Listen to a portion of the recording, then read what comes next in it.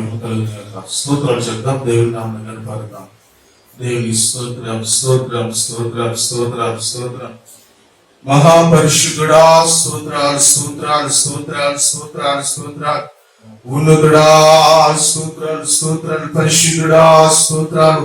సజీవుడా స్తోత్రాలు. నిత్యుడగు తండ్రి స్తోత్రాలు. సమాధానకర్త స్తోత్రాలు. షలేము రాజా స్తోత్రాలు స్తోత్రాలు స్తోత్రాలు. నేటికి సజీవుడు ఉన్న దేవా స్తోత్రాలు స్తోత్రాలు స్తోత్రాలు.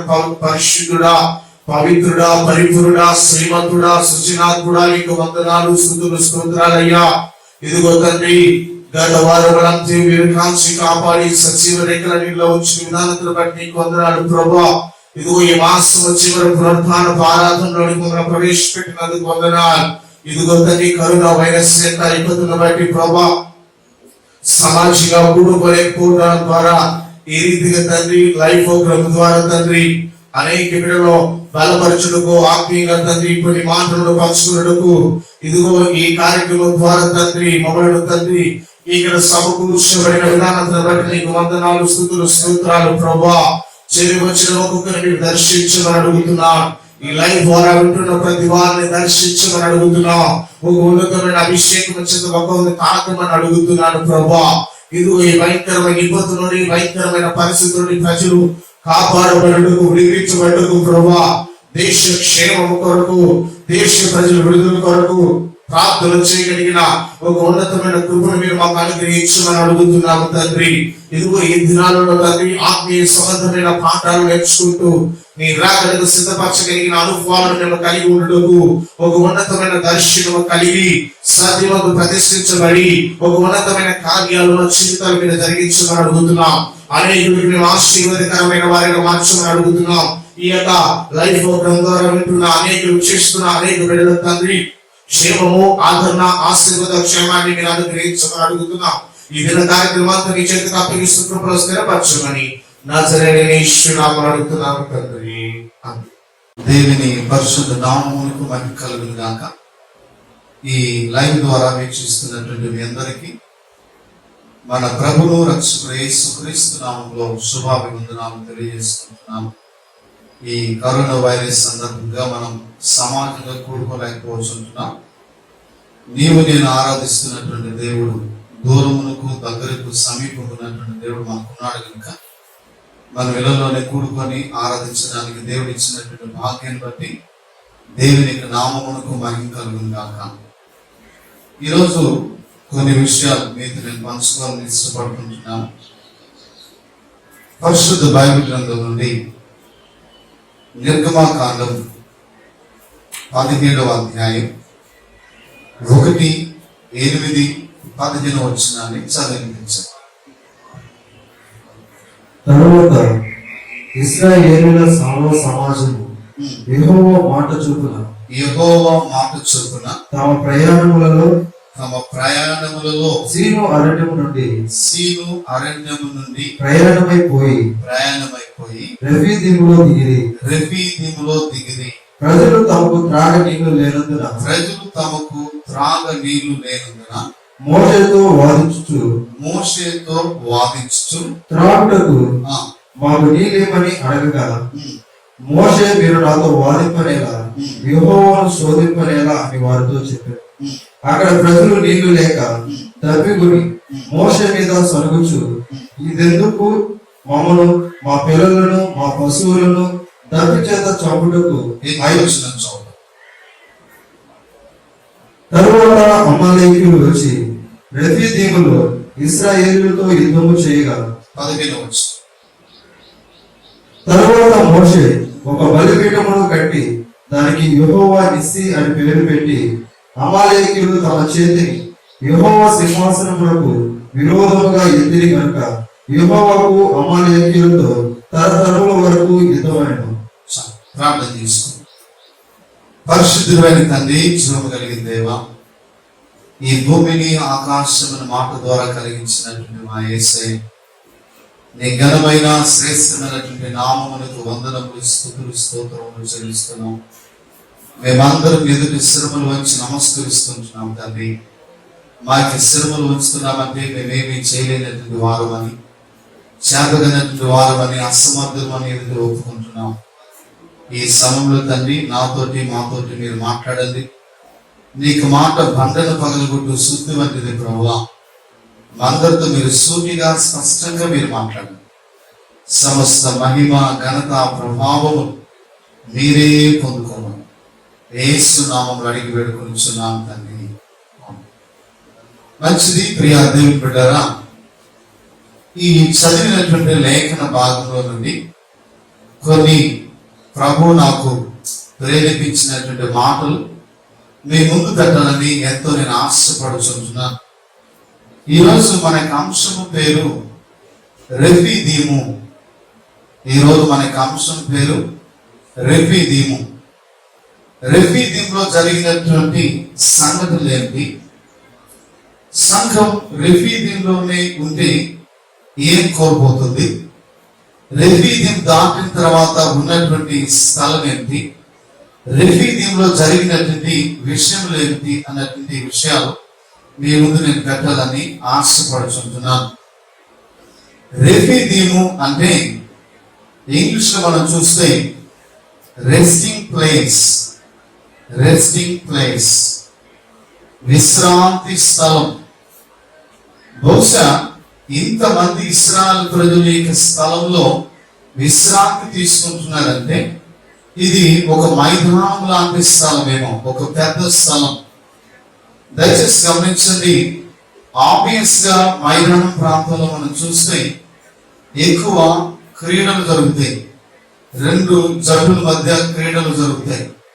క్రీడలో మనకు కనపడుతున్నటువంటి ఒక దృశ్యం ఏంటంటే ఒక జట్టు వారు మరొక జట్టు వారిని ఓడించాలని, మరొక జట్టు వారు మరొక జట్టును ఓడించాలని.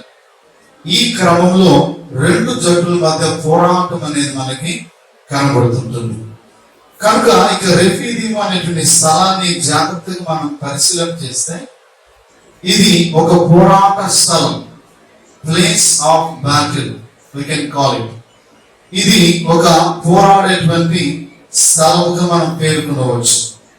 అయితే ఈరోజు దేవుడు మనతో మాట్లాడబోతున్నటువంటి విషయం ఏంటంటే సంఘం రెఫీదీంలో దిగిన తర్వాత, రెఫీదీంలో సమీపించిన తర్వాత జరిగినటువంటి సంఘటన ఏమిటి? ఈ సంఘటన ద్వారా సంఘానికి దేవుడు ఏం నేర్పిస్తున్నాడు, ఏం తెలుసుకోవాలని కోరుకుంటున్నాడు అనేటువంటి ప్రాముఖ్యమైనటువంటి విషయాలు మీతో నేను పంచుకోవాలని ఇష్టపడుచున్నాను. ఒకటి, రెఫీదీంలో జరిగినటువంటి సంఘటన ఏంటంటే సహోదరులు ఇంతకు ముందు చదివినటువంటి విధానం ప్రకారం, ఒకటి, జనులకి త్రాగటానికి నీళ్లు లేవండి. రెండు, అమాలేకీయులు ఇశ్రాయేలు ప్రజలతో యుద్ధము చేయడానికి వచ్చారు. మూడవది, ఈ రెఫీదీంలో జరిగినటువంటి మూడవ సంఘటన ఏంటంటే యెహోవా నిస్సి అనేటువంటి బలిపీఠం కట్టబడటం జరిగింది. మరొకసారి చెప్తాను, గమనించండి. ఒకటి, రెఫీదీంలో జరిగినటువంటి సంఘటన ఏంటంటే జనులకి త్రాగటానికి నీళ్లు లేవు. రెండవది, అమాలేకీయులు ఇశ్రాయేలు ప్రజలతో యుద్ధము చేయడానికి వచ్చినటువంటి స్థలం.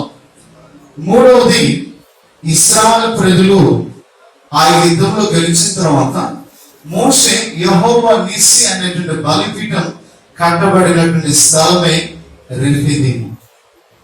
గమనించండి ప్రియ దేవుని బిడ్డ, అక్కడ గమనించవలసినటువంటి మాట ఏంటంటే ఒకటి, జనులకి త్రాగటానికి నీళ్ళు లేవు. సంఘం ఈ ప్రాంతానికి వచ్చిన తర్వాత వారికి త్రాగటానికి నీళ్ళు లేవు. అదే సందర్భంలో, అదే స్థితిలో మోషే ఉన్నాడు, అహరోను ఉన్నారు. అయితే వారు దేవుని మీద తిరగబడినట్టు లేదు, దేవునితో వాదించినట్టు లేదు, దేవునితో గొడవ పెట్టుకున్నట్టు లేదు, దేవుని మీద తిరుగుబాటు చేసినట్టు లేదు. ఈ మిగతా ఇశ్రాయేలు ప్రజలందరూ కూడా ఈ మోషేని అహరోను రాళ్ళతో కొట్టడానికి కూడా సిద్ధపడ్డారంటే వారి యొక్క శరీరం ఎంత ప్రేరేపించిందో మనం ఇక్కడ చూడొచ్చు. ఇక్కడ నేను చెప్తున్నటువంటి ఒక విషయం మీరు బాగా గమనించండి. జనులకు త్రాగటానికి నీళ్లు లేవు, అదే సందర్భంలో ప్రజలు ఉన్నారు, అదే సందర్భంలో ఆ ప్రజలు నడిపించినటువంటి నాయకులైనటువంటి మోషే అహరోను ఉన్నారు. సంఘానికి నీళ్లు లేకపోతే ఆ సంఘాన్ని నడిపించినటువంటి సేవకులు కూడా నీళ్లు లేవన్నట్టు లెక్క. అయితే ఈ ఇరువురు తిరగబడలేదు కానీ మిగతా సంఘం అంతా, అనగా ఇశ్రాయేలు ప్రజలు ఆ సంఘాన్ని నడిపించినటువంటి సేవకుల మీద తిరగబడుతున్నారంటే వీరిని ప్రేరేపించింది ఏమిటి తెలుసా? శరీరం. బాగా గమనించండి, మోషే అహరోను ఆత్మ సంబంధమైనటువంటి వారిగా ఉన్నారు, సంఘం శరీర సంబంధమైనటువంటి వారిగా ఉన్నారు.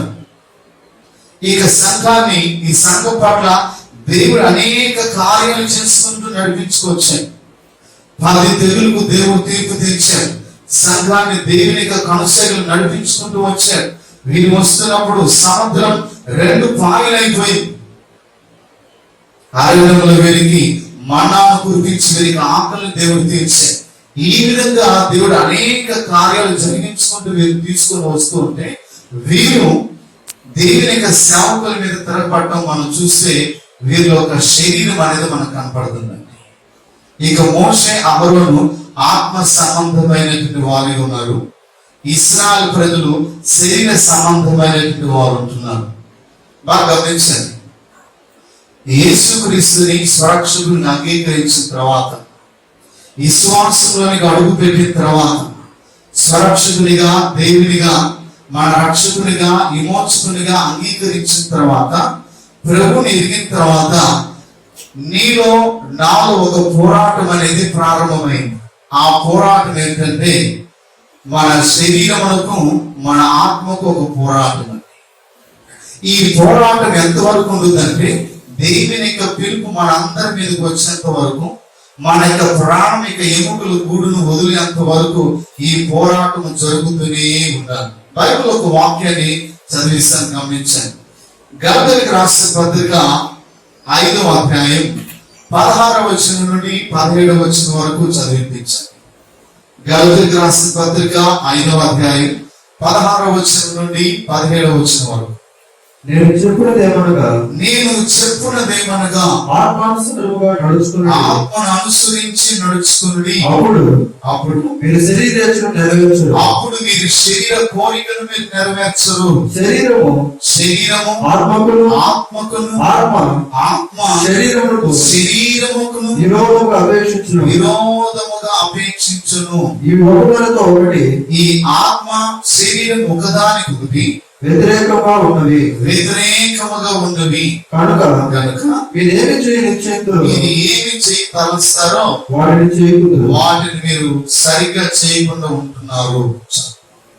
బాగా గమనించింది. ఆత్మ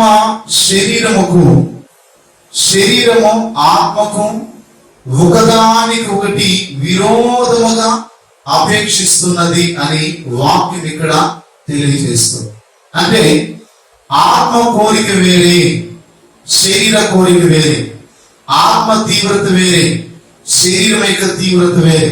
ఆత్మ వైరాగ్యం వేరే, శరీర వైరాగ్యం వేరే. ఆత్మ మంట వేరే, శరీర మంట వేరే.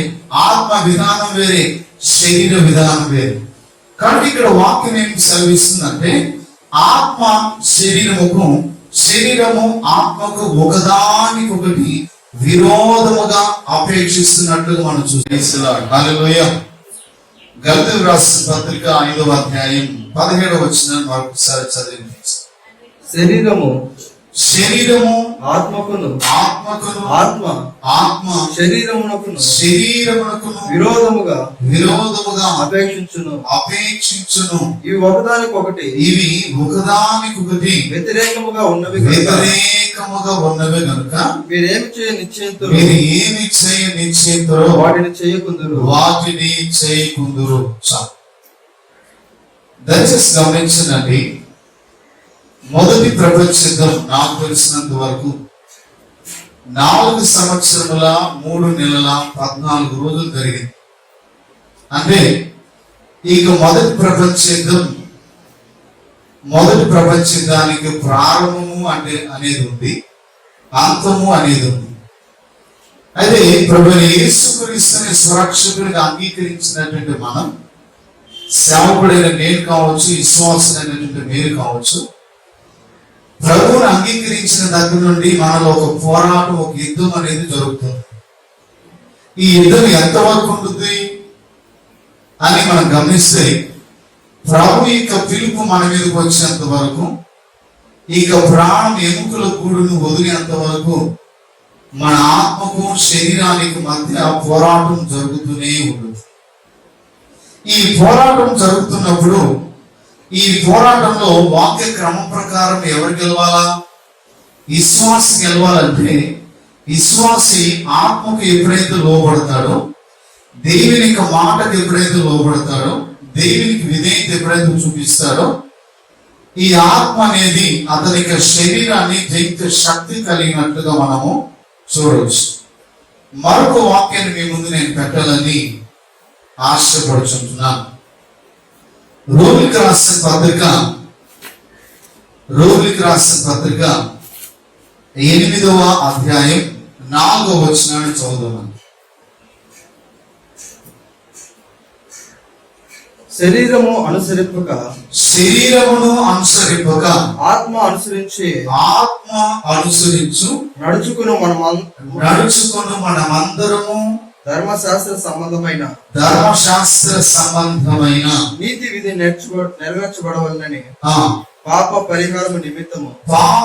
యొక్క పరిహారము నిమిత్తము దేవుడు తన సొంత కుమారుణ్ణి, తండ్రి అయిన దేవుడు తన సొంత కుమారుడిని యేసుక్రీస్తును పాప శరీర ఆకారముతో ఈ లోకమునకు పంపి ఆయన శరీరమందు పాపమునకు శిక్ష విధించెను. దేవుడికి స్తోత్రం చెప్పండి ఒకసారి. హల్లెలూయా.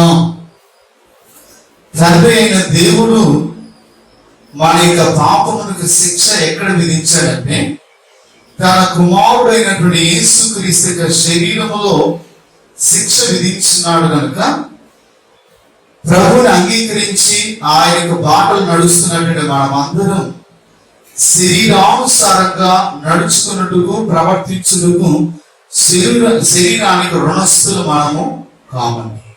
దేవుని స్తోత్రం చెప్తాం ఒకసారి. కాబట్టి ఇక్కడ వాక్యం ఏం చెప్తుందంటే, తండ్రి అయినటువంటి దేవుడు కుమారుడైనటువంటి యేసుక్రీస్తు యొక్క శరీరంలో మన యొక్క పాపమునకు ఆయన శిక్ష విధించాడు. ఆయన సశరీరుడిగా ఈ లోకానికి వచ్చాడు, తాను తగ్గించుకొని ఈ లోకానికి వచ్చాడు. దయచేసి గమనించవలసినటువంటి మాట ఏంటంటే, ఫిలిప్పీయులకు రాసిన పత్రికలో చదవాల్సిన అవసరం లేదు.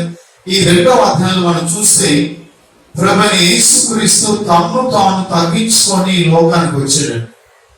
దీన్ని థియలాజికల్ పరిభాషలో మనం చూస్తే కెనోసిస్ థియరీ అంటాం. తాను రిక్తునిగా చేసుకొని యేసుక్రీస్తు ఈ లోకానికి వచ్చాడు. Correct point. నేను ఇక్కడ చెప్తున్నటువంటి మాట ఏంటంటే, ఇశ్రాయేలు ప్రజలు ఈ రెఫీదీంలో దిగిన వెంటనే వారు కలిగినటువంటి పోరాటం ఏంటంటే, నీళ్ళ వలన కలిగినటువంటి పోరాటం. శరీర సంబంధమైనటువంటి వారేమో నీళ్ళు ఇస్తావా చస్తావా అని ఆ సేవకుల మీద తిరగబడటం సందర్భం మనం చూస్తుంటున్నాం. ఆత్మానుసారమైనటువంటి సేవకులు దేవుని మీద తిరగబడలేదు, దేవుని మీదకి పోరాటానికి వారు దిగి రాలేదు. కానీ ఇన్ని చేసిన దేవుడు ఈ కార్యాలు కూడా ఆయన చేస్తాడు, మార్గము సరళం చేస్తాడు అని దేవుని మీద దృఢ సంకల్పంతో ముందుకు సాగి వెళ్తున్నట్లుగా మనం చూసుకుంటున్నాం. చాలాసార్లు మనకి డౌట్ రావచ్చు, శరీరాన్ని ఎలా జయించగలం? శరీరాన్ని జయించాలంటే మనం సాధించాలి, మనం కలిగి ఉండాలంటే శరీరాన్ని చంపలేదండి. వాక్యం చాలా స్పష్టంగా చెప్తుంది.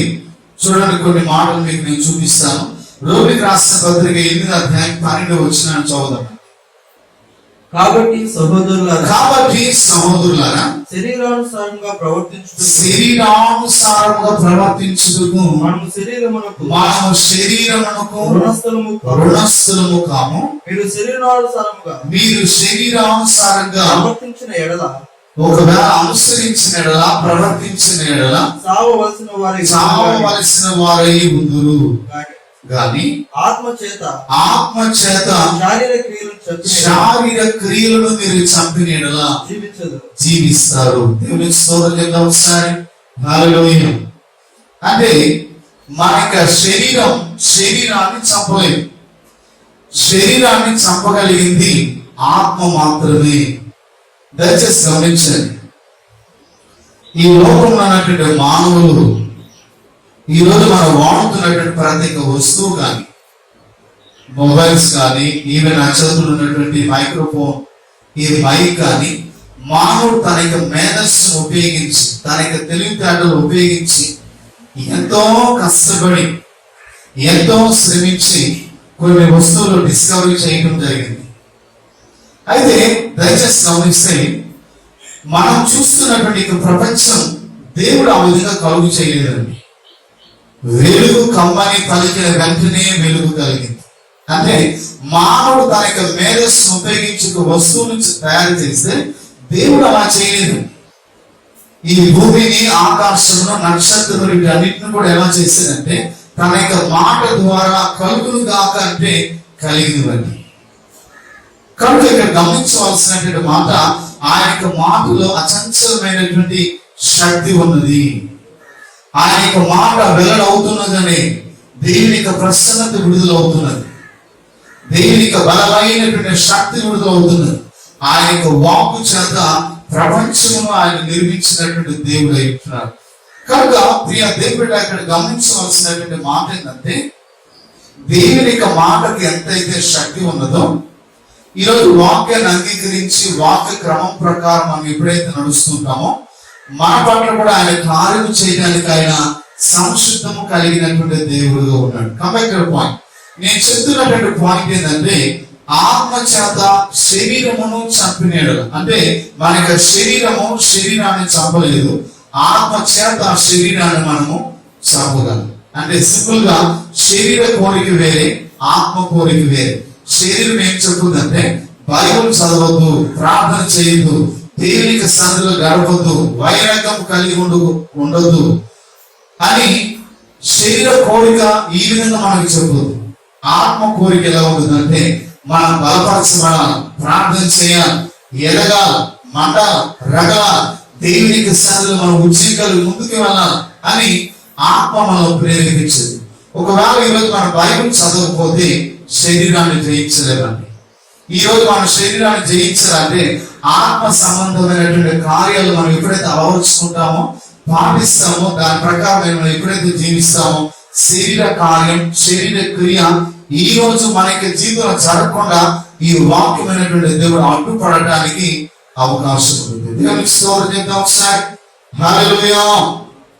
కానీ ఇక్కడ వాక్యం ఏం చెప్తుందంటే, ఈ రెఫీదీలో వీరు దిగిన వెంటనే ఆత్మ సంబంధమైనటువంటి వారికి, శరీర సంబంధమైనటువంటి వారికి మధ్య ఒక పోరాటము జరుగుతుంది. ఈ పోరాటం ఎక్కడ జరిగింది? రెఫీదీలో దిగిన తర్వాత జరిగినటువంటి సంఘటన. ఈ రోజు ఇక లైవ్ కార్యక్రమం ద్వారా వీక్షిస్తున్నటువంటి మీ అందరితోటి ప్రభు సూటిగా స్పష్టంగా మాట్లాడుతున్నటువంటి మాటలు ఏంటంటే, ఈరోజు ఆత్మ సంబంధంగా ఎదగాలని ఆశ ఉంది, కోరిక ఉంది, బలపరచబడాలనేటువంటి కోరిక కలిగి ఉన్నాం. వీటన్నిటిని మనం జయించలేకపోతున్నాం, సాధించలేకపోతున్నాం అంటే గల కారణం దేవునికి సన్నిధిలో సమయం గడపక, దేవునితో మాట్లాడక, దేవునికి సన్నిధిని సమీపించక, దేవునికి సన్నిధిలో మనం ఆ అవకాశం కలిగినప్పుడు గడపలేనటువంటి స్థితిలో మనం ఎప్పుడైతే ఉంటూ ఉన్నామో అటువంటి సందర్భాల్లో శరీరం గెలుస్తుంటున్నది, ఆత్మ ఓడిపోతుంటుంది. కనుక ప్రియ దేవుడా, మనము ఆత్మ చేత శరీరాన్ని మనం చంపాలంటే దేవుని యొక్క వాక్య క్రమం ప్రకారం మనం ఎప్పుడైతే జీవిస్తామో ఈ మాటలు ఉన్నటువంటి అచంచలమైనటువంటి శక్తి ద్వారా శరీరాన్ని చంపగలిగినటువంటి సామర్థ్యం మనము కలిగి ఉంటాం. బైబిల్లో సంసోను ఉన్నాడండి. సంసోను అంటే అర్థం సూర్యుని పోలిన వాడు. సంసోను యొక్క పుట్టుక ఒక ప్రత్యేకమైనది, ఒక ప్రతిష్ఠితమైనటువంటి వ్యక్తి, ఒక సమర్పణ కలిగినటువంటి వ్యక్తి, దైవ నియమం ప్రకారం పెంచబడినటువంటి వ్యక్తి, దేవుని యొక్క కోరిక, దేవుని యొక్క ఉద్దేశం ఈ భూమి మీద జరిగించడానికి దేవుని యొక్క సంకల్పం ద్వారా పుట్టినటువంటి వ్యక్తి. సంఘాన్ని అనగా పస్కా బలి ద్వారా విడిపించబడినటువంటి సంఘాన్ని దేవుని యొక్క కొనసాగిలో నడిపించడానికి, ఫిలిష్తీయుల యొక్క చేతుల యొక్క చెరల నుండి వారు విడిపించడానికి ఒక ప్రత్యేకమైనటువంటి ప్రణాళిక నెరవేర్చడానికి దేవుడు పుట్టించినటువంటి వ్యక్తి అండి. అయితే ఇతనికి జీవితంలో జరిగినటువంటి సంఘటన ఏంటంటే, దేవుని యొక్క నియమం ప్రకారం జీవించినంత కాలం, దేవుని యొక్క పిలుపు ప్రకారం జీవించినంత కాలం ఎక్కడికి వెళితే అక్కడ జయం ఉందండి. రైట్ వేలో దేవుని యొక్క అభిషేకం అతని మీదకి దిగింది, దేవుని యొక్క ప్రసన్నత దిగింది, దేవుని యొక్క మహిమ దిగింది. సంఘాన్ని కాపాడుకుంటూ వచ్చాడు, సంఘాన్ని సంరక్షించుకుంటూ వచ్చాడు. ఒక సందర్భానికి వచ్చిన తర్వాత తన కళ్ళు ఆశించినట్లు, తన కళ్ళు ప్రేరేపించినట్లు ఎప్పుడైతే ప్రేరేపించబడే దానికి ఎప్పుడైతే బానిస అయ్యాడో, దేవుని యొక్క అభిషేకం తొలగిపోయిందండి, దేవుని యొక్క ప్రసన్నత తొలగిపోయింది. ఈ వ్యక్తి యొక్క పరిస్థితి ఏమైంది తెలుసా? ఒక సాధారణమైనటువంటి వ్యక్తిగా తయారయ్యాడు. దేవుని యొక్క అభిషేకం దూరం అయింది, దేవుని యొక్క సన్నిధి దూరం అయింది, దేవుని యొక్క ప్రసన్నత దూరం అయింది. ఇప్పుడు ఒక సాధారణమైనటువంటి వ్యక్తిగా తయారైపోయాడు. కనుక ఈరోజు దేవుడు మనతో మాట్లాడుతున్నటువంటి మాట ఏంటంటే, ఈ రెఫీదీములు ఇశ్రాయేలు ప్రజలు దిగిన వెంటనే మా కొరకు దేవుడు 10 తెగుళ్ళు తీర్పు తీర్చాడు. ఎర్ర సముద్రం 2 పాయలైంది. అనేక కార్యాలు దేవుడు చేశాడు. ఈ సందర్భంలో కూడా దేవుడు మాకు నీరు ఇస్తాడు అని దేవుని మీద ఆధారపడలేనటువంటి స్థితి కలిగినటువంటి వారు ఉన్నారు. అంటే సాతాను వీరికి శరీరాన్ని ఎంత ప్రేరేపించిందో మనం ఇక్కడ చూడగలం.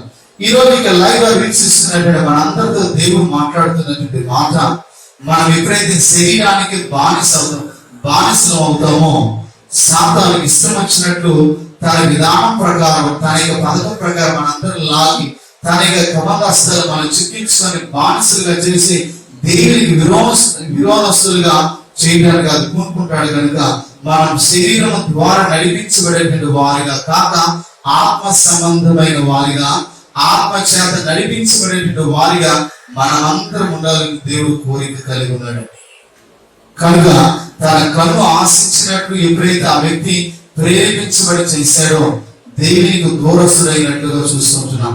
ఈ రోజు ప్రభు మనకి నేర్పిస్తున్నటువంటి పాఠం ఏంటంటే, ఓ విశ్వాసి, ఓ సేవకుడు, దేవుడు ప్రత్యేకించి మనందరితో మాట్లాడుతున్నటువంటి విషయం, మన కన్ను ప్రేరేపించినట్లు, మన శరీరం ప్రేరేపించినట్లు, మన యొక్క మనసు ప్రేరేపించినట్లు మనం ప్రేరేపించబడి దానికి మనం బానిసలుగా అయితే దేవునికి మనం దూరస్తులు అవుతాం, దేవునికి కంటతడి చూసేటువంటి వారిగా అవుతాం. కనుక ఈ వాక్యం ద్వారా, ఈ మాటల ద్వారా దేవుడిని హెచ్చరిస్తున్నటువంటి విషయం ఏంటంటే, ఆత్మ చేత మనం శరీరం చంపాలని, ఆత్మ చేత శరీరాన్ని మనం చంపాలంటే ఆత్మ ద్వారా మనం ప్రేరేపించబడి ఏ కార్యం అయితే ఆత్మ చేయమని మనం చెప్తుందో ఆ కార్యం మనం చేస్తున్నప్పుడు శరీర క్రియలు పూర్తిగా మనకి జీవితంలో జరగకుండా ఆత్మను కాపాడుకుంటూ ముందుకు మనం తీసుకెళ్తాం.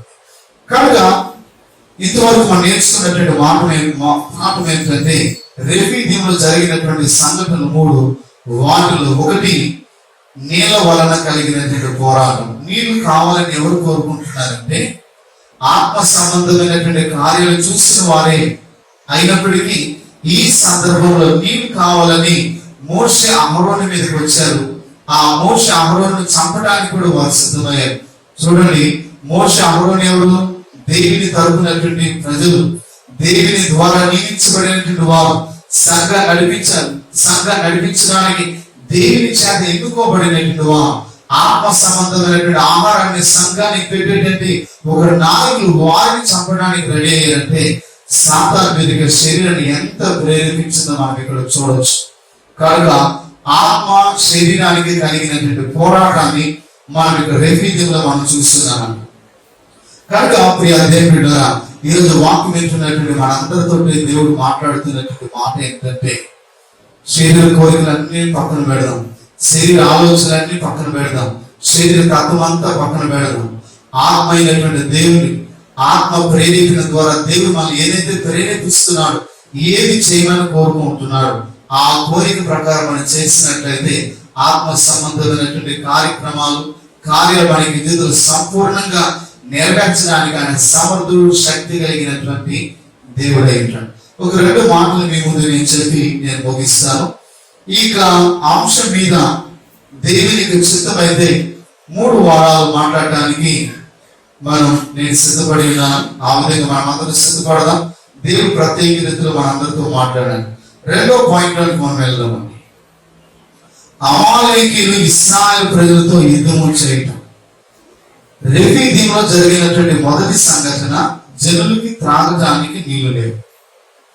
రెఫీదీంలో జరిగినటువంటి రెండవ సంఘటన ఏంటంటే, అమాలేకీయులు ఇశ్రాయేలు ప్రజలతో యుద్ధము చేయడానికి వచ్చినటువంటి సంఘటన. గమనించండి, ఇశ్రాయేలు ప్రజలు ఎవరు?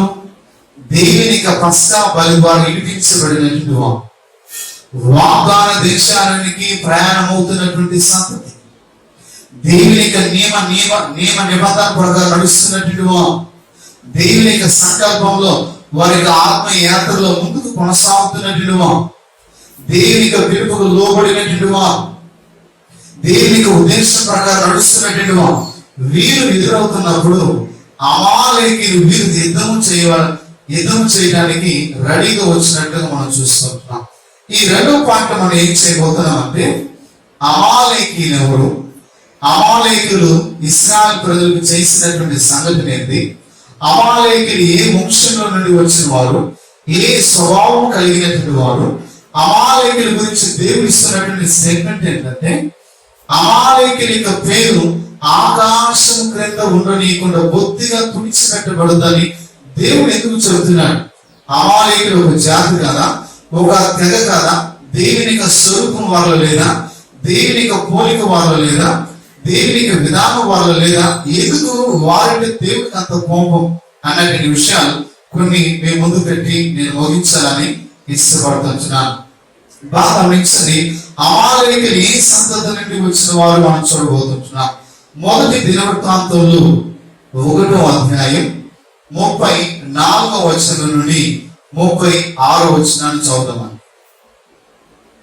అబ్రహాము ఇస్సాకును కనెను. ఇస్సాకు కుమారులు ఏశావు ఇశ్రాయేలు. ఏశావు కుమారులు ఎలీఫజు రెయూయేలు ఏయాషు యాలాము కోరాగు. ఎలీఫజు కుమారులు తేమాను ఓమారు షేఫో గాతాము కనాజు తిమ్నా అమాలేకు. ఈ అమాలేకు అనేటువంటి వ్యక్తి ఏ వంశం నుండి వచ్చిన వాడంటే, ఏశావు సంతతి నుండి వచ్చినటువంటి వాడు. ఏశావు ఎవరు? ఎదోమీయుడు, ఎర్రని వాడు.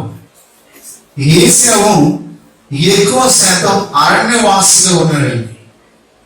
అంటే సమాజంతో సంబంధం లేని వాడుగా ఉన్నాడు. ఈ జీవన విధానం ఎక్కడంటే అరణ్యవాసి, అంటే అరణ్యంలోనే ఎక్కువ గడిపేవాడు. అంటే ఇక ఏశావు మనం బాగా పరిశీలన చేస్తే ఈ వ్యక్తి శరీర సంబంధమైనటువంటి వాడు. ఒక్క పూట భోజనం నిమిత్తము తన జ్యేష్ఠత్వ హక్కును ఆమె వేసుకొని కుటుంబంతో ఉన్నటువంటి సంబంధాన్ని పెంచుకున్నటువంటి వ్యక్తి. కుటుంబంతో ఉన్నటువంటి సంబంధం, తల్లిదండ్రులతో ఉన్నటువంటి సంబంధం, బంధువులతో ఉన్నటువంటి సంబంధం, ఒక్క పూట భోజనం నిమిత్తం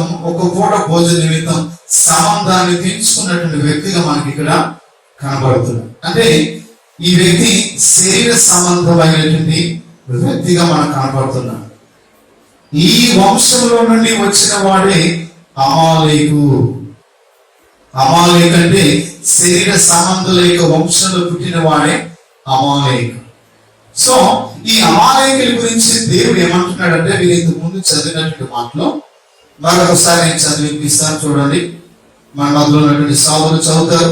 నిర్గమాకాండం 17వ అధ్యాయం 16వ వచనాన్ని చదువుదాం. అమాలేకీయులు తమ చేతిని యెహోవా సింహాసనమునకు విరోధముగా ఎత్తిరి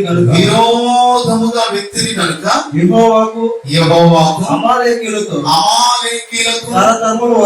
తరతరముల వరకు యుద్ధమనెను. పదాలు వచ్చిన ఒకసారి. అప్పుడు యెహోవా మోషేతో ఇట్లనెను, నేను అమాలేకీయుల పేరు ఆకాశము క్రింద నుండకుండా బొత్తిగా తుడిచిపెట్టబడుద్ది అని దేవుడు చెప్పాడు. దేవుడు ఏం చెప్పాడు? అమాలేకుల యొక్క పేరు ఆకాశం క్రింద ఉండకుండా బొత్తిగా తుడిచిపెట్టబడుద్ది అని దేవుడు అంటున్నాడు. నేను ఇంతకుముందు చెప్పితే నేను చెప్తున్నటువంటి మాట ఏంటంటే, అమాలేకులు ఒక జాతి, ఒక తెగ, ఒక వంశం వారు. అమాలేకులు కూడా దేవునికి సృష్టిలో ఒక భాగం. వీరంటే ఎందుకు దేవునికి ఇంత కోపం అంటే, వీరిలో భయంకరమైనటువంటి కొన్ని లక్షణాలు ఉన్నాయి. ఆ లక్షణాల ఆధారంగా మనం చూసుకుంటే దేవుడు ఇస్తున్నటువంటి స్టేట్మెంట్ కి ఇక్కడ మనం వింటున్న దానికి రెండింటికి సరిపోదండి. ఒకవేళ అమాలేకుల గుణాలు మనం సరిగా పరిశీలన చేయకపోతే, అమాలేకుల గుణ లక్షణాల గురించి మనం స్టడీ చేయకపోతే, మనం అంటాము దేవుడు పక్షపాతండి, ఇశ్రాయేలు పక్షాన మాత్రమే దేవుడు మాట్లాడుతున్నాడు, బోధిస్తున్నాడు, వారందరూ వినిపించాడు, వారు తరపున కేవలం దేవుడు మాత్రం ఉన్నాడండి అని మనం చెప్తాం. అయితే ఈరోజు దేవుడు మనతో మాట్లాడుతున్నటువంటి మాట, అమాలేకుల లక్షణాలు మనం ఎప్పుడైతే మనం స్టడీ చేస్తామో, అమాలేకుల గుణ లక్షణాల గురించి మనం ఎప్పుడైతే చదువుతామో, దేవుడు ఇస్తున్నటువంటి స్టేట్మెంట్ కి వారు కలిగినటువంటి లక్షణాలు మనం చూస్తే రెండు సరిపోతాయి. దేవుడు పక్షపాతి కాదు, దేవుడు అన్యాయస్తుడు కాదు, యేసుక్రీస్తు అందరికీ ప్రభు అయి ఉన్నాడు. దయచేసి గమనించండి, కొన్ని మాటలు మీ ముందు నేను పెడతాను, త్వరగా మనం ముందుకు వెళ్దాం. ఒక మాట మీ ముందు పెట్టి నేను ముందుకు వెళ్తానండి. అమాలేకులు ఉన్నటువంటి మొదటి స్వభావం అండి, న్యాయాధిపతుల గ్రంథం 6వ అధ్యాయం 3వ వచనం నుండి 4వ వచనం వరకు. ఇశ్రాయేలీయులు విత్తనములు ఇత్తిన తరువాత మిద్యానీయులను అమాలేకీయులను తూర్పున నుండి వారును తమ పశువులను గుడారములను తీసుకొని మిడతల దండంతా విస్తారముగా వారి మీదకు వచ్చి వారి ఎదుట దిగి గాజాకు పోవునంత దూరం భూమి పంటను పాడు చేసి ఒక గొర్రెనే కాని ఎద్దును కాని గాడిదను కాని. దేవుడికి స్తోత్రం చెప్పండి ఒకసారి. హల్లెలూయా. ఒక ఎద్దును కాని ఒక గొర్రెను కాని. ఈ సబ్జెక్ట్ చాలా ఉంది, ఈ రెండు మాటలు మాత్రమే మనం నిద్రమండి గమనిస్తాం. ఈ అమాలేకీలు ఎవరితో కలిసి వచ్చారంటే మిద్యానీయులతో కలిసి వచ్చారు. మిద్యానీయులు ఉన్నటువంటి ఒక భయంకరమైనటువంటి స్వభావం ఏంటంటే, పస్కా బలి ద్వారా ఇడిపించబడినటువంటి ఇశ్రాయేలు ప్రజల మీద తమ తంత్రముల వలన బాధకులయ్యారు. అంటే ఇశ్రాయేలు ప్రజల మీద, అనగా సంఘం మీద చాదవుడు కార్యక్రమాలు చేసేటువంటి వారితో చేయి కలిపి ఈ అమాలేకీలు మిడతల దండంతగా ఇశ్రాయేలు ప్రజల మీదకి వచ్చారు. వారు వచ్చి ఏం చేశారు? ఒక ఎద్దును కానీ ఒక గొర్రెను కానీ ఇశ్రాయేలు ప్రజలు ఉంచలేదండి. గమనించాలి, ఒక ఎద్దును కానీ ఒక గొర్రెని కానీ ఇక్కడ ఉంచలేదంటే, దీన్ని మనం బాగా స్క్రూటినీ చేసి మనం పరిశీలన చేస్తే ఒక సత్యం ఇక్కడ దాగబడి ఉందండి.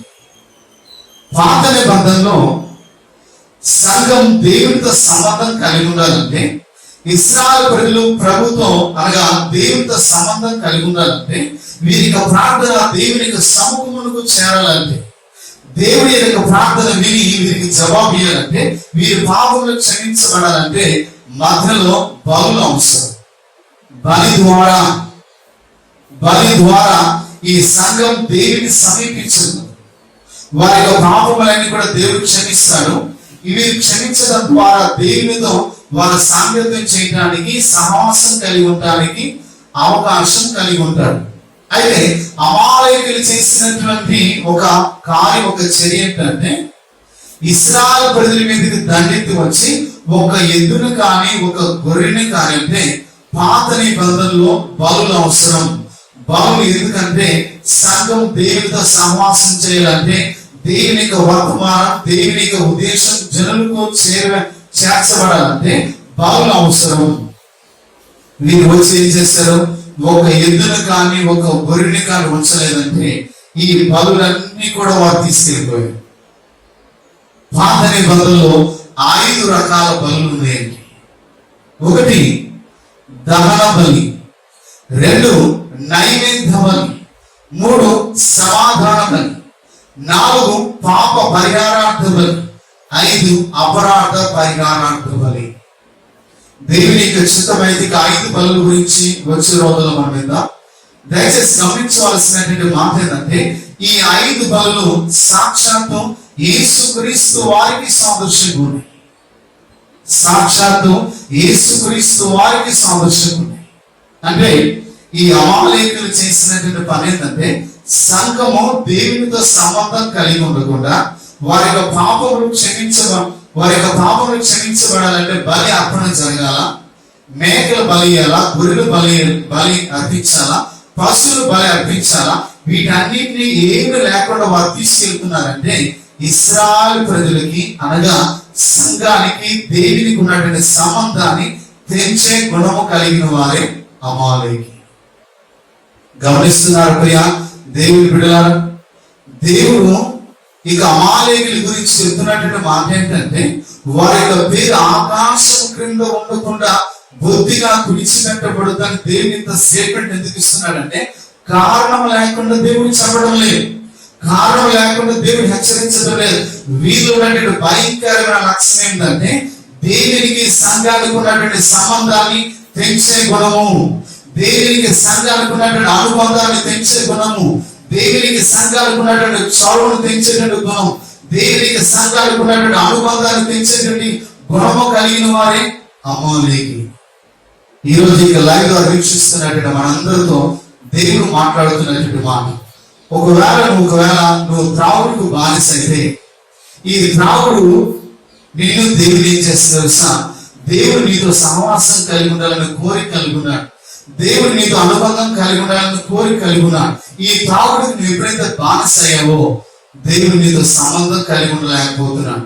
ఒకవేళ నువ్వు స్మోకింగ్ చేస్తున్నావేమో, వ్యభిచారం చేస్తున్నావేమో, దొంగతనం చేస్తున్నావేమో, అలర్తో కూడుకున్నటువంటి వాటితో నువ్వు మిళితమై ఉన్నావేమో, వీటన్నిటిని బట్టి దేవునికి నువ్వు దూరం అవుతుంటున్నావు.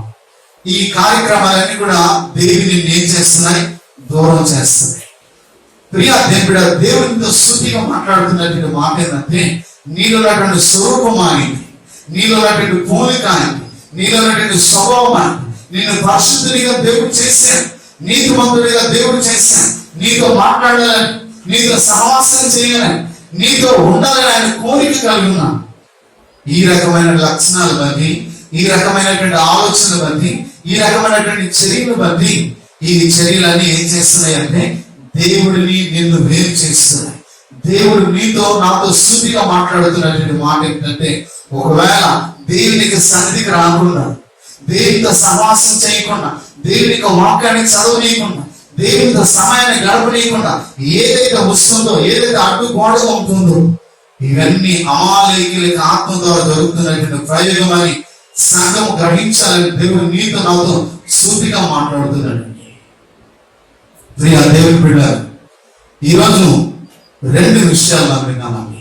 ఒకటి, రెఫీదీంలో దిగిన తర్వాత జనులకు త్రాగటానికి నీళ్లు లేవని ఎవరు కూడా చేస్తున్నారంటే శరీర సంబంధమైన వారు, ఆత్మ సంబంధమైన వారేమో మౌనుకున్నారు. అంటే నీళ్ల వలన కలిగినటువంటి పోరాటం, సింపుల్ గా చెప్పాలంటే ఆత్మకు శరీరానికి మధ్య జరిగినటువంటి పోరాటం.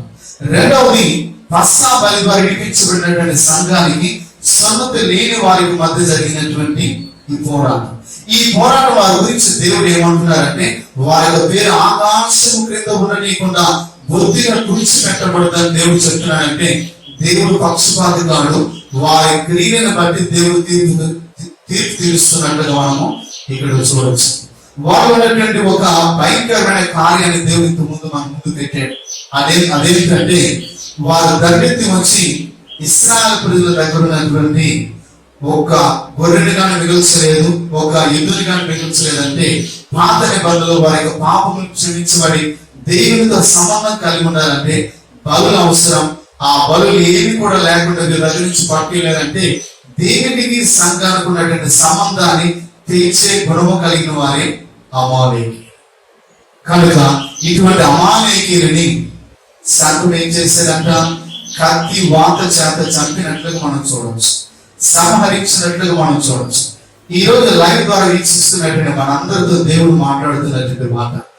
నీతో దేవుడు ఈ విధంగా ఏం చెప్తున్నాడంటే, అమాలేకీయులని ఇశ్రాయేలు ప్రజలు ఖడ్గము ద్వారా ఏ విధంగా నరికి చంపారో, వాక్యమైనటువంటి ఖడ్గాన్ని సంఘం చేత పట్టుకొని ఈ వాక్యమైనటువంటి ఖడ్గం ద్వారా నువ్వేం చేయాలంటే, నీకు దేవునికి సంబంధాన్ని తెచ్చేటువంటి కార్యాలు, క్రియలు ఏదైతే నీ జీవితంలో, నా జీవితంలో జరుగుతున్నాయో, ఈ వాక్యమైనటువంటి ఖడ్గం ద్వారా మనం ఎప్పుడైతే వాటిని సంహరిస్తామో, దేవునికి మనకి మన సంబంధం కలిగినటువంటి వారి ఉంటాం.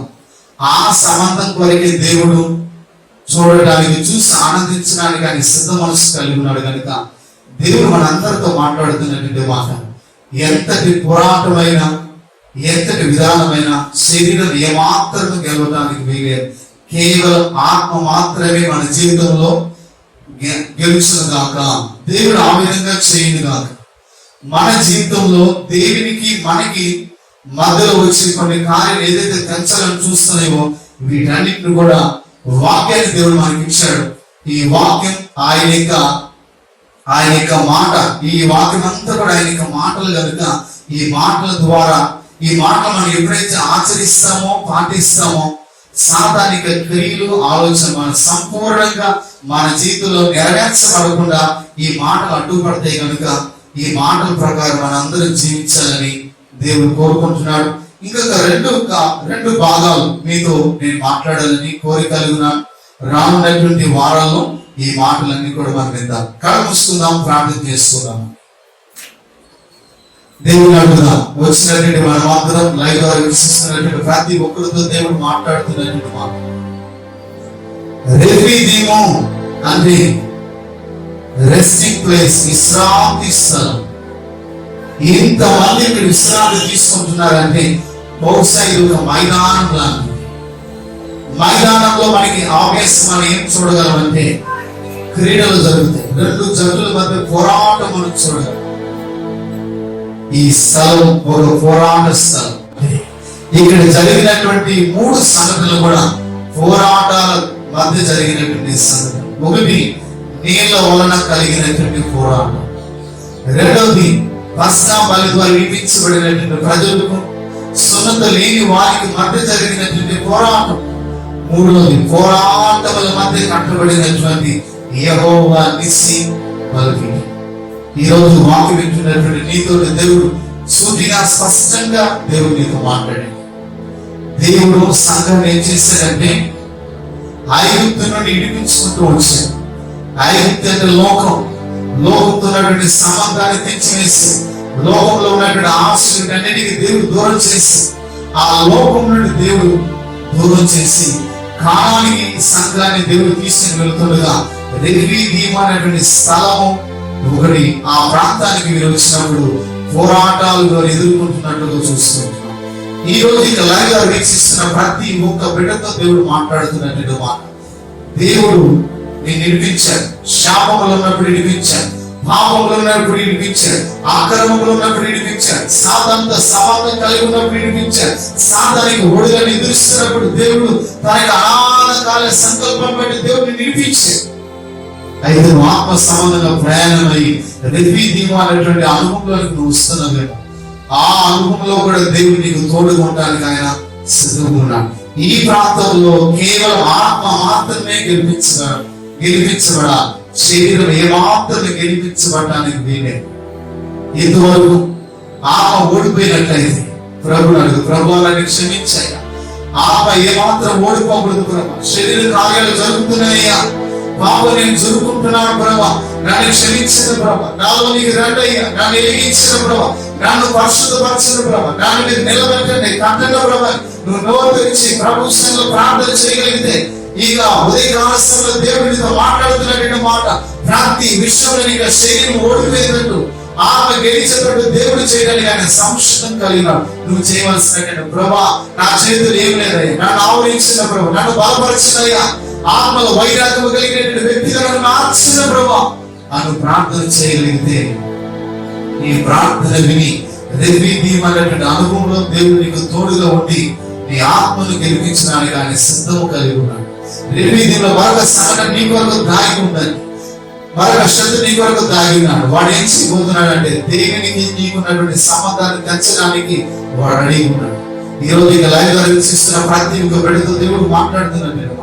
ఒకవేళ మనలో దేవునికి మనకి విరోధమైనటువంటి క్రియలు, తాగుడు, వ్యసన, బీడి, సిగరెట్, బానిసత్వం ఇలాంటి ఏదైనా ఉన్నట్లయితే, ఏ విచారం, దొంగతనం, మోసం, కుట్ర, దగ ఇలాంటివి ఉన్నట్లయితే వీటన్నిటిని కూడా ఒప్పుకుందాం. ఇవన్నీ కూడా దేవునికి మనకున్నటువంటి సంబంధాన్ని తెచ్చేది కనుక ప్రభా నీ బిడ్డగా నన్ను చేసుకోండి ప్రభా. వీటన్నిటిని నేను జయించాలి ప్రభా. ఎల్లో మీద నేను సంబంధం కలిగి ఉండాలి ప్రభా అని నువ్వు ఆశ కలిగి ప్రార్థన చేయగలిగితే దేవుడు నిన్ను బలపరచడానికి, దేవుడు నిన్ను స్థిరపరచడానికి, బలమైన సాధనగా దేవుడిని నిలబెట్టడానికి ఆయన సిద్ధం కలిగి ఉన్నాడు. ప్రార్థన చేసుకుంటున్నాడు. పరిశుద్ధులైన తండ్రి, జీవం కలిగిన దేవానికి వందనాలు. మీరు మాట్లాడిన ప్రతి ఒక్క మాటను బట్టి వందనాలు చెల్లిస్తున్నాను. అనేక సార్లు ప్రభు బిడ్డలమని మేము చెప్పుకుంటున్నాం, కానీ ఆత్మ గెలవడం లేదు, శరీరం గెలుస్తుంది. వీటన్నిటికీ గల కారణం ఏమి? ఈ దినం సావధానంగా నీకు సంగతులు మేమందరం ఒప్పుకుంటున్నాం. మా బలహీనతలు మీ ఎదురు పెడుతున్నాం, మా యొక్క బాధకములు మీ ఎదురు పెడుతున్నాం, మా యొక్క పరిస్థితులు మీ ఎదురు పెడుతుంటున్నాం, మా యొక్క కట్టులు మీ ముందు పెడుతున్నాం. ప్రభు నీ రక్తాన్ని మా మీదకి మీరు విడుదల చేయండి. నీ బలమైన సన్నిధి మా మీదకి మీరు విడుదల చేయండి ప్రభు. ఇవన్నీ కూడా యేసు నామములో దూరమవుతుందా గొప్ప కార్యాలు మీరు జరిగించండి. ఈ లైవ్ లో వీక్షిస్తున్న ప్రతి ఒక్క బిడ్డని మీరు బలపరచండి. ఇంతవరకు దేని విషయంలో కృంగిపై పడిపోయిన ఆత్మచేతన వారందరినీ మీరు ప్రేరేపించమని ప్రార్థిస్తూ నీకు వందనాలు చెల్లిస్తూ మరొక విషయాన్ని కూడా మా ముందు మీరు పెట్టారు. మీకు మాకున్నటువంటి సంబంధాన్ని తెచ్చేటువంటి గుణాలు ఒకవేళ ఈ లైవ్ వీక్షిస్తున్నటువంటి వాళ్ళు ఉంటే ఇవన్నీ కూడా దూరం అవుతుంది కాక, ఇవన్నీ కూడా యేసు నామములో దూరం అవుతుంది కాక. గొప్ప కార్యాలు మీరు జరిగించి మీరు ఏ విధంగా లోకాన్ని జయించినారు ప్రభు. మీ బిడ్డలో మీ సొంతైన ప్రజలు ప్రభు మమ్మల్ని వెనక ముందు మమ్మల్ని ఆవరించారు. ఆత్మల ఆరాటం, ప్రార్థనలో పోరాటం కలిగినటువంటి వారికి మమ్మల్ని మీరు చేయండి. గొప్ప కార్యాలు మీరు జరిగించి సమస్త మహిమ, ఘనత, ప్రభావము మీరే పొందు యేసు నామములో అడిగి వేడుకొనుచున్నాను తండ్రి. స్తోత్రములు తండ్రి. పరిశుద్ధుడా, గొప్ప దేవుడా, మంచి దేవుడా, యేసయ్యా లైవ్ ద్వారా తండ్రి అనేకులకి మాటలు అందించడానికి యేసురాజ సువార్త పరిచయం చేసి ప్రేమించి మీ సేవకుని బలపరిచి ఈ రీతిగా వాడుకుంటున్నందుకు వందనాలు. వారు ఆయా స్థలాల్లో ఉండి ఈ మాట బిడ్డలను బలపరచు, అభిషేకించే సమాజముగా సంఘముగా కూడుకోలేకపోయినా ప్రతి ఇంటిలోకి దాన్ని లైవ్ ద్వారా ఉండి మీ మాటలు పోవడానికి నీకు కూర్చుంటారు. అంతేనా నువ్వు నమ్మదగిన దేవుడివి, గొప్ప దేవుడా తెలుసుకుంటున్నాను. నేను ఎడమాయని చెప్పిన దేవుడా, కొన్ని కారణాల వల్ల నాకు మందిరానికి దూరమైన మా యొద్దకు వచ్చిన మాతో మాట్లాడుతున్నాను తెలుసుకుంటున్నాను. ఇంతవరకు మీ పక్షాన్ని నిలబడి మీ మాటల నుంచి నీ సేవకులను బలపరచు, అభిషేకించు, ఇంకా బలముగాను వాడుకొని మాటలను ప్రతి ఒక్క బిడ్డను దీవించు. ఇంకా బిడ్డను ఆత్మీయతలో విశ్వాసములు బలపరచు, ప్రార్థనాత్మతో నింపునైనా మేలించండి. ఇదే రీతిగా తండ్రి మంచి నీ పట్టు తీవ్రంత బలపడే రీతిగా కూడి నిన్ను ఆరాధించి గొప్ప చేయడానికి మాకు ಎಲ್ಲರಿకీ ఇలా ఇంకిస్తున్న బిడ్డలకు ప్రతి వారం మాట్లాడుతున్న మాకు అందరితో మేలిచ్చేదని ప్రోడమించమని ఆమె పరమ తండ్రి దేవుని ప్రేమ యేసుక్రీస్తు పరిశుద్ధ ఆత్మను సహవాసం కూడి ఉన్న మరొకను దేశాన్ని సకల పరిశుద్ధులకు ఈ సమయంలో ఇంతవరకు వారికి మంది సేవకులు అందరికీ నిత్యం సదాకాలం కూడా కాపాడు. ఆమేన్.